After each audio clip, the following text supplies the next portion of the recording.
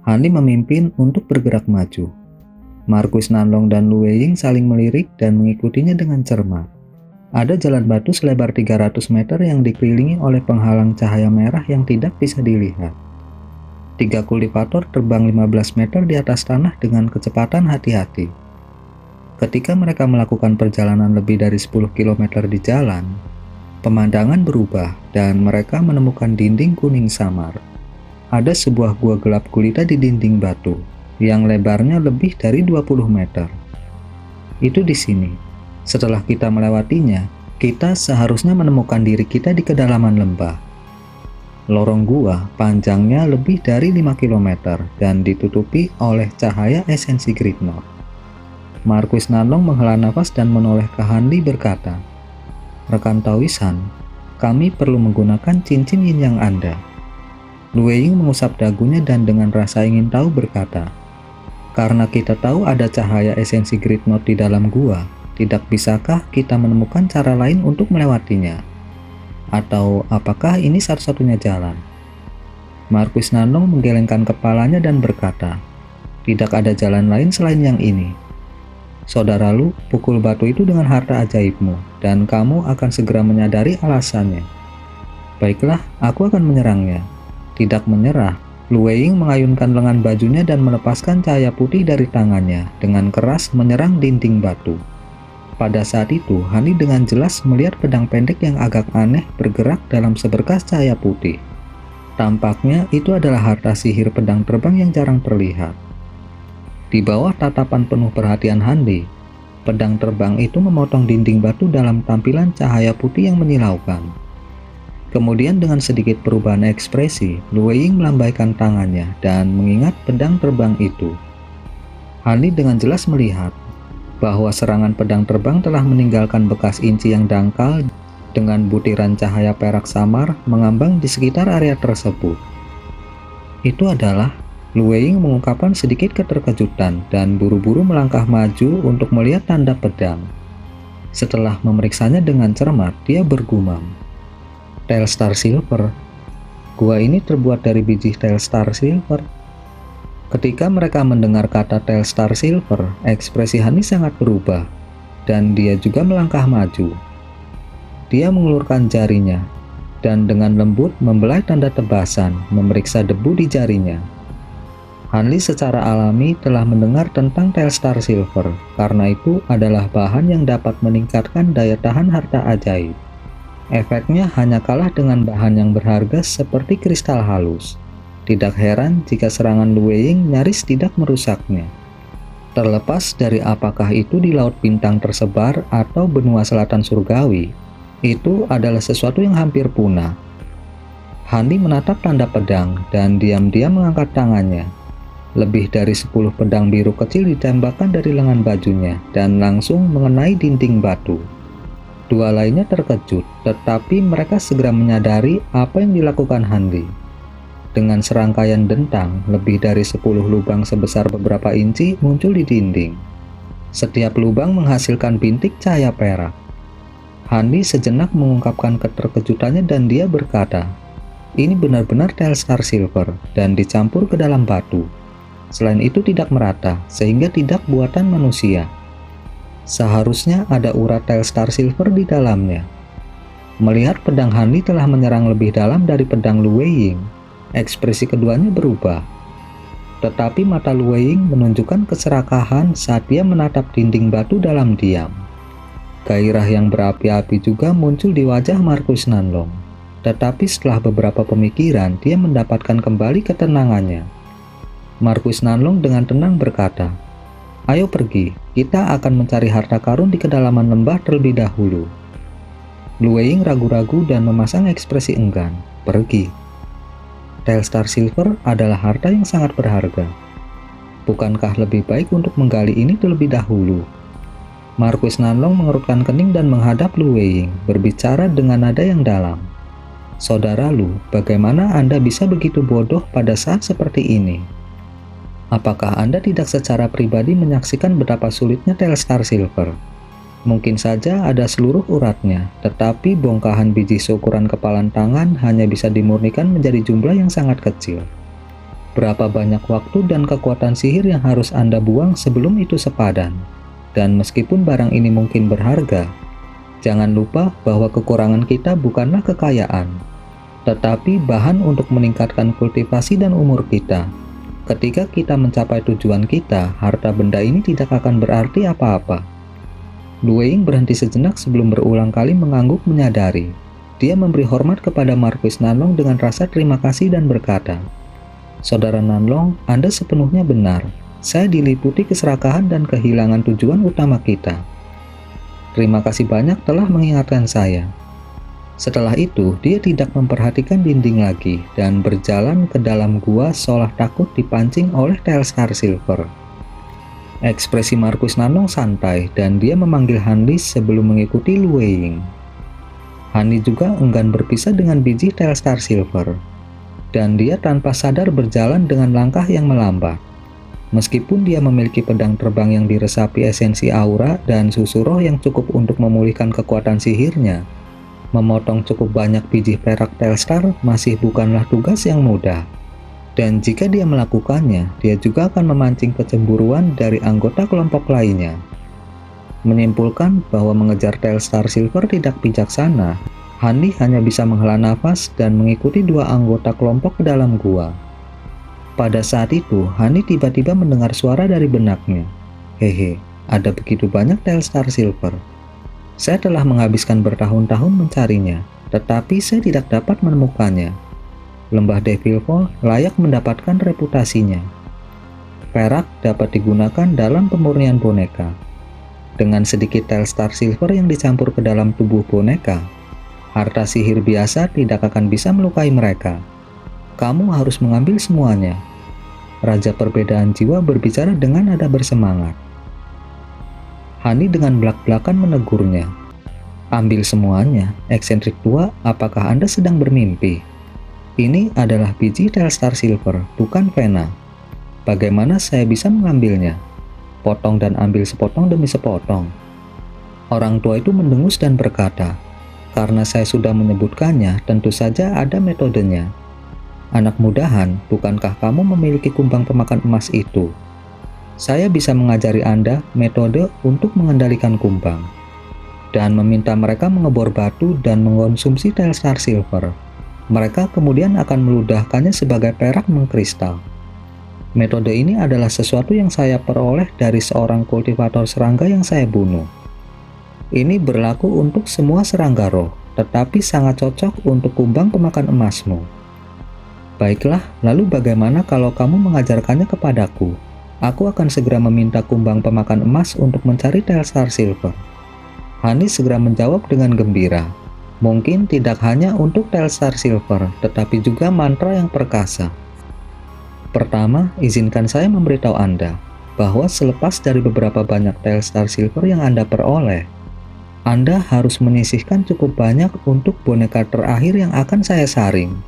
Juga, Anda tidak dapat menyia-nyiakannya untuk kegunaan lain, terutama untuk mencampurnya dengan harta sihir Anda. Jika masih ada Telstar Silver setelah saya memperbaiki tubuh boneka, Anda dapat menggunakan sisanya sesuai keinginan. Hanli tidak bisa menahan senyum dan berkata, "Senior mungkin tidak tahu ini, tapi harta sihirku telah ditempa dengan kristal halus. Ini sedikit lebih efektif daripada Telstar Silver." Raja Perbedaan Jiwa berhenti sejenak sebelum berteriak ketakutan. "Kristal halus? Anda memiliki bahan yang menantang surga. Apakah Anda masih memiliki sisa? Itu akan sangat berguna bagi saya, bahkan jika Anda hanya memiliki sedikit yang tersisa." Tampaknya ada sedikit kegembiraan dalam suaranya. Hanli dengan belak-belakan menjawab, "Kamu harus tahu bahwa aku menggunakan satu set pedang terbang. Sementara saya telah memperoleh sepotong besar kristal halus, itu hampir tidak cukup untuk meredam pedang terbang saya. Tidak ada yang tersisa." "Tidak ada yang tersisa, sayang sekali." Nada suara lelaki tua itu dipenuhi dengan kesedihan dan kekecewaan. Ketika Hanli mendengar ini, dia tidak bisa menahan diri untuk tidak memutar matanya. Menggunakan kristal halus pada harta sihirnya sendiri tidak dapat dianggap sebagai pemborosan. Tetapi karena dia meminta bantuan, dia pura-pura tidak mendengar ini. Pada saat itu, Hani telah mengikuti keduanya ke dalam gua, tetapi berhasil menjaga jarak dari mereka, sengaja atau tidak untuk mencegah mereka menemukan sesuatu yang aneh. Gua itu gelap, tetapi ini mudah dipecahkan oleh para kultivator dengan menuangkan kekuatan spiritual ke mata mereka. Karena ini, mereka dapat melihat dengan jelas tanpa masalah. Lebar dan tinggi gua itu persis sama dengan pintu masuknya, dan warna batunya tetap kuning. Sepanjang jalan, Hani dengan santai menggunakan salah satu pedangnya untuk memotong dinding batu. Akibatnya, itu mengungkapkan bintik-bintik cahaya perak yang membuat Hanli tercengang. Saat Hanli berjalan maju, dia mempelajari teknik pengendalian serangga dari Raja Perbedaan Jiwa. Meskipun mantra untuk teknik itu samar karena dibentuk dari karakter kuno, Hanli dapat mempelajarinya dengan sedikit kejelasan dari eksentrik tua. Dengan pemahaman yang tiba-tiba, Hani dapat dengan lancar menggunakan teknik ini. Dengan teknik yang diberikan, lelaki tua itu menjadi diam sekali lagi.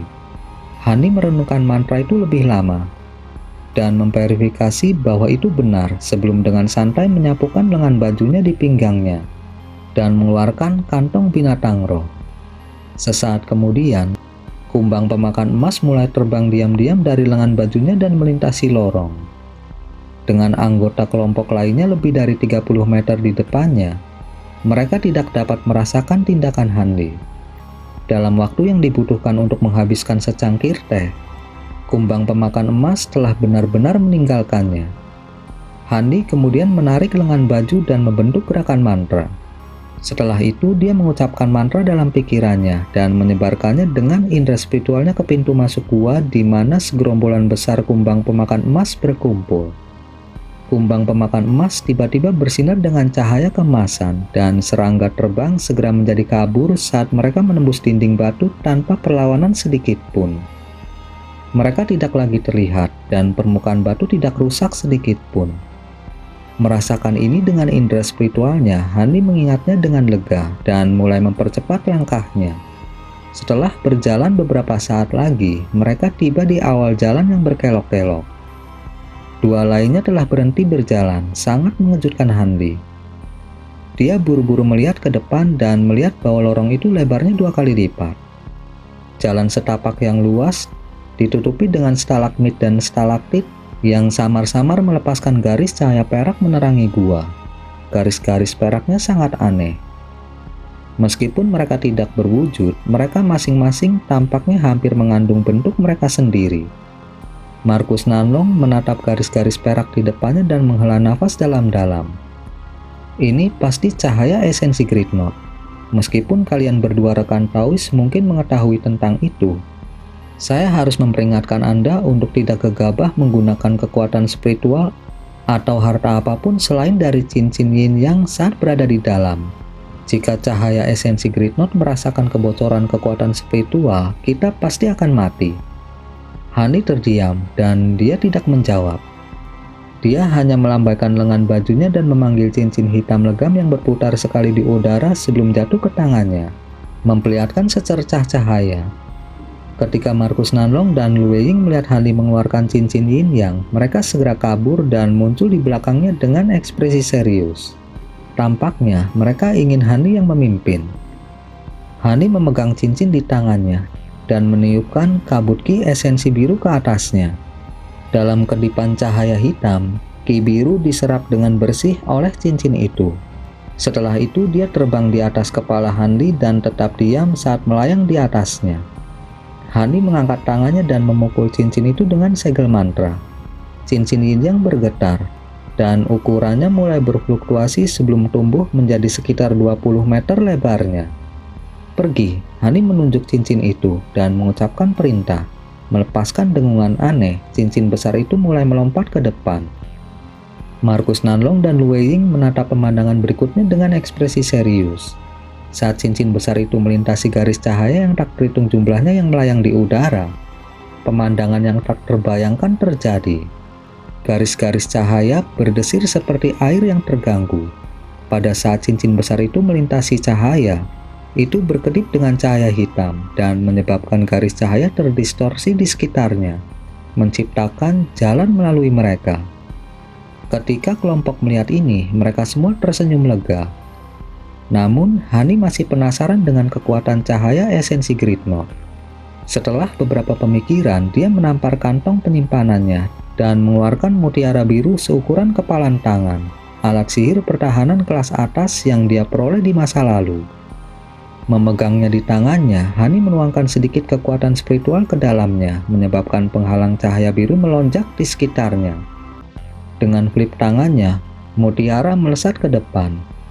Begitu mutiara cahaya biru memasuki cahaya esensi Gridnot, garis-garis perak berbondong-bondong ke arahnya. Seolah-olah mereka telah melihat mangsa. Garis-garis halus ini menembus mutiara cahaya biru dari setiap sudut, seolah-olah tidak ada apa-apa di sana. Sesaat kemudian, garis perak menyala dan mutiara terbakar, meninggalkan kilau indah yang akhirnya memudar untuk mengungkapkan garis perak yang tersisa. Hani menyipitkan matanya dan sesama anggota kelompok menjadi cemberut saat melihatnya. Ekspresi Hani tetap normal dan dia melambaikan tangannya. Cincin besar itu terbang kembali di atas mereka dan diam-diam jatuh ke bawah, menutupi mereka di semua sisi. Setelah itu, penghalang cahaya hitam muncul dari cincin dan menyelimuti 3 kultivator. "Ayo pergi." Dengan mengatakan itu, Hani berjalan ke depan dan mulai menggerakkan cincin yin yang. Marquis Nandong dan Lu Weiying tidak berani menunda sedikit pun saat berada di dalam penghalang dan mengikuti Hani dengan cermat. Meskipun cincin itu memang menawarkan perlindungan terhadap cahaya esensi Gridnot, mereka tidak berani meningkatkan pertahanan tambahan dan beresiko memprovokasi mereka. Adapun Hanli, dia mempertahankan penampilan yang tenang, tapi dia masih merasa agak khawatir. Begitu cincin besar memasuki cahaya esensi Gridnot, cahaya-cahaya itu berpisah seperti yang diharapkan dan mereka membuka jalan bagi penghalang cahaya hitam. Hani merasa lega melihat ini dan berbalik untuk melihat bahwa anggota kelompoknya juga telah santai. Hani tersenyum dan perlahan bergerak maju dengan cincin yin yang. Di daerah lembah Devil Fall yang tertutup salju dan es, ada sekelompok kultivator sekte roh hantu berpakaian hitam yang menggunakan berbagai harta sihir mereka untuk melawan kadal raksasa. Mengambang di dekatnya adalah pria tua dengan kulit pucat bermarga Song. Dia melayang di udara saat dia menyaksikan para kultivator formasi inti bertarung dalam hiruk-pikuk. Melihat bahwa 7 murid sekte tidak dapat mengirim binatang purba itu setelah beberapa waktu, dia mengerutkan kening dan secara pribadi mengambil tindakan. Tetua Zong membentuk gerakan mantra dengan tangannya dan untayan ki hitam pekat yang tak terhitung jumlahnya muncul dari tubuhnya. Mereka kemudian mengembun bersama untuk membentuk naga banjir hitam legam yang menyerang kadal dengan kekuatan sombong. Segera setelah itu, jaring besar cahaya biru gelap bersinar dari belakangnya dan menyelimuti naga banjir dan kadal. Bola api hijau seukuran kepalan tangan yang tak terhitung jumlahnya kemudian mengembun dari jaring dan menghujani binatang kadal itu dengan ledakan yang menggelegar. Cahaya hitam yang terjalin dengan api hijau menerangi area itu dan sesaat kemudian menghilang untuk mengungkapkan mayat kadal yang hangus. Tetua Zong menyapu lengan bajunya dan meniup binatang purba itu sejauh lebih dari 30 meter dalam badai, memperlihatkan celah es di bawahnya. Retakan itu mengarah ke bawah, memperlihatkan lorong di bawahnya yang bersinar dengan cahaya putih redup. "Pergi," Tetua Zong dengan murah memerintahkan. Kemudian dia menembak ke dalam lorong dalam kegelapan hitam, dan para kultivator sekte roh hantu lainnya mengikutinya tanpa ragu-ragu. Wang Chan dan Yan Ruyan termasuk di antara kelompok murid. Tetapi Wang Tiangu dan Master Sekte Roh Hantu tidak terlihat dimanapun. Segera, para kultivator sekte roh hantu semua memasuki celah di es, dan pemandangan di atas tanah menjadi tenang sekali lagi. Namun, salju terus turun dan lapisan es membeku di atas tubuh binatang purba itu, mengubahnya menjadi gundukan salju biasa-biasa saja. Di hutan yang pertama kali dikunjungi sekte roh hantu, peri ungu melihat apa yang tampak seperti gundukan kecil yang sudah dikenal. Setelah menghabiskan waktu yang dibutuhkan untuk menghabiskan secangkir teh, tanpa berpikir dia mengangkat kepalanya untuk mencari pohon besar di sekitarnya. Kemudian dia menundukkan kepalanya untuk melihat gundukan tanah di bawahnya sebelum menembakkan seberkas cahaya putih ke gundukan itu dengan jentikan jarinya. Dengan peng yang teredam, sebuah lubang selebar 3 meter muncul di tanah di depannya. Abu-abu berserakan dari lubang, memperlihatkan lubang lembab dengan akar pohon hangus. Dengan senyum di wajahnya, peri ungu bergumam, "Seharusnya begini. Sekte roh hantu dapat menemukannya lebih cepat daripada saya." Namun, mereka tidak menyangka bahwa seseorang akan mencari jejak mereka. Mereka pergi dengan tergesa-gesa sehingga mereka meninggalkan jejak di belakang. Dengan lambaian lengan bajunya, lubang tanah dikubur kembali dan dia mengeluarkan jimat biru. Setelah itu dia berjalan sekali di sekitar pohon-pohon besar di dekatnya dan menempelkannya ke salah satu dari mereka. Kemudian dalam secercah cahaya biru, jimat itu tenggelam ke dalam pohon dan menghilang tanpa jejak. Selesai dengan jimat, dia terbang setelah mengkonfirmasi arahnya. Di ngarai besar, seorang Taois tua sedang melihat ke bawah pada batasan berbagai warna di depannya dan bergumam pada dirinya sendiri. Ada 2 boneka dengan penampilan jahat berdiri tak bergerak di belakangnya. Di tepi lain ngarai, ada segumpal cahaya merah tua yang terus-menerus goyah. Itu adalah salah satu lorong menuju kedalaman lembah. Jalannya pendek, tetapi dipenuhi dengan beberapa batasan kuno yang tangguh. Meskipun Taois tua itu terampil dengan formasi mantra, sepertinya dia tidak akan bisa menghilangkan batasan dalam waktu singkat. Mungkin karena kekurangan waktu untuk menemukan pintu masuk lain, atau karena kebutuhan mendesak untuk memasuki kedalaman lembah, dia mulai menguji batasan tetapi tetap ragu-ragu. Apakah Taois Heaven Crystal merasa bahwa dia tidak dapat mengambil batasan sendirian? Bagaimana kalau saya bantu? Tiba-tiba, Taois tua itu mendengar suara suram berbicara dari belakangnya. Orang tua itu adalah Taois Heaven Crystal yang telah menukar batu jiwa dengan Hani di kota surga. Adapun 2 boneka jahat yang berdiri di belakangnya, mereka adalah 2 boneka kuno yang telah dia perbaiki. Masing-masing memiliki kekuatan kultivator jiwa baru lahir awal. Ketika dia telah menguji kekuatan mereka, butuh usaha keras baginya untuk menaklukkan salah satu dari mereka. Dengan para pelayan ini di bawahnya, dia telah mengumpulkan keberanian untuk memasuki lembah Devil Fall untuk mencari harta karun. Pada saat itu, Taois Heaven Crystal dengan cepat berbalik, terkejut mendengar suara berbicara dari belakang. Sekitar 200 meter di belakangnya, ada beberapa kultivator berjubah hijau diam-diam mengambang di udara. Orang yang berbicara adalah pria berjubah hijau terkemuka yang memiliki ekspresi suram dan rambut wajah panjang. Ketika Taois Heaven Crystal memeriksanya, dia merasa jantungnya jatuh. Orang-orang ini semua adalah kultivator jiwa baru lahir. Kesulitan menekan keheranan di dalam hatinya, dia kecut tersenyum dan berkata, "Jadi itu adalah rekan Taois Dongmen Sekte Roh Pengendali. Saya tidak mengenali rekan Taois lainnya ini. Apakah mereka juga tetua dari sekte Anda?" Master Sekte Roh Pengendali Dongmen Tu melirik kedua boneka jahat itu dan berkata, "Kamu harus menganggap mereka seperti itu untuk saat ini. Terlebih lagi, kedua boneka di belakangmu itu tampak luar biasa. Kekuatan mereka tidak bisa diremehkan." Taois Heaven Crystal dengan hati-hati berkata, "Rekan Taois Dongmen pasti bercanda. Bagaimana boneka kecil ini bisa menarik perhatian Anda? Namun demikian, bagaimana cara Anda membantu saya?" Dongmen Tu menatap Taois tua itu dan berkata, "Meskipun saya sudah lama tinggal di Sekte Roh Pengendali, saya tidak melakukan banyak kontak di luar. Meskipun demikian, saya pernah mendengar tentang reputasi Anda sebagai master formasi mantra. Meskipun saya kurang, saya juga telah mempelajari sesuatu tentang formasi mantra. Sendirian, kita akan membutuhkan waktu terlalu lama untuk menembus batasan, tetapi bersama-sama, peluangnya akan jauh lebih besar." Ketika Taois Heaven Crystal mendengarnya, dia mengerutkan kening dalam pikirannya dan masih tampak ragu-ragu. Ekspresi Dongmen Tu berubah suram, tapi dia tetap sabar sambil berkata, "Bagaimana dengan ini? Mari kita bekerja sama untuk membubarkan pembatasan. Setelah itu kita akan berpisah, dan aku tidak akan mempersulitmu tanpa alasan. Dan jangan lupa bahwa bahkan jika Anda dapat melanggar batasan sendirian, itu akan menghabiskan terlalu banyak waktu Anda. Kedalaman lembah adalah tempat yang paling mungkin untuk menemukan harta karun. Tetapi saya khawatir mereka akan tersapu oleh yang lain pada saat Anda masuk ke dalam. Menurut pengetahuan saya, Jalan untuk memasuki kedalaman lembah ini telah dipelajari dengan baik oleh master formasi mantra lainnya.